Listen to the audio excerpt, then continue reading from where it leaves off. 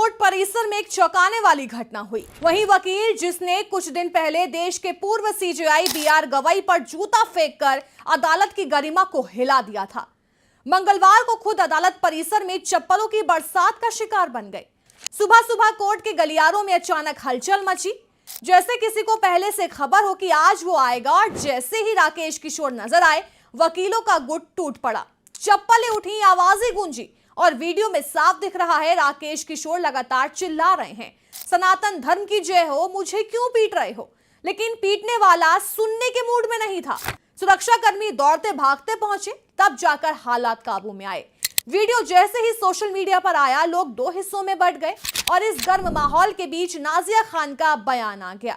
अब सुनिए वो क्या कह रही हैं। भारत देश में क्या सनातन के पक्ष में बोलना अब जुर्म हो चुका है?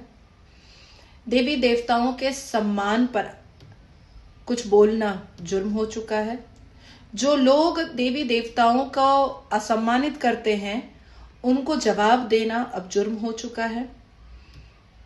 अगर जुर्म हो चुका है तो मुझे लगता है कि देश की सर्वोच्च न्यायपालिका को घोषणा कर देनी चाहिए या देश की सरकार को घोषणा कर देनी चाहिए। और अगर जुर्म नहीं है तो मुझे लगता है कि जिस तरीके से आज एडवोकेट किशोर जी को मारा गया है, पीटा गया है, ये करकरडुमा कोर्ट में, ये एक्सेप्टेबल नहीं है। ये एक्सेप्टेबल नहीं है।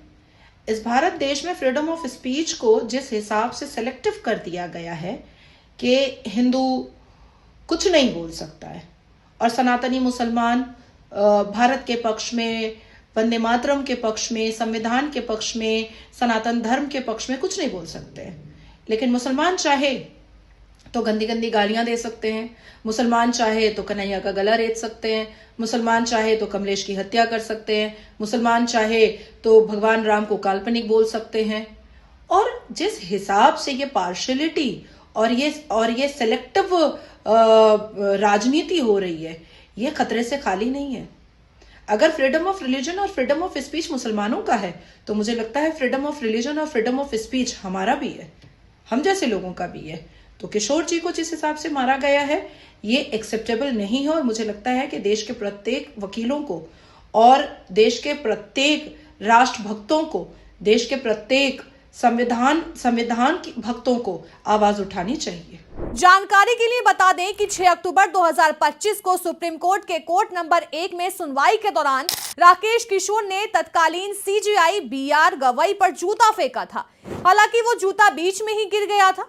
ये घटना सुबह करीब 11:30 बजे से हुई, जब सुप्रीम कोर्ट में खजुराहो के जवारी मंदिर में भगवान विष्णु की सिर कटी मूर्ति की पुनर्स्थापना से जुड़े मामले पर सुनवाई चल रही थी। पूर्व सीजेआई पर जूता फेंकने के बाद बार काउंसिल ने राकेश किशोर को निलंबित कर दिया था।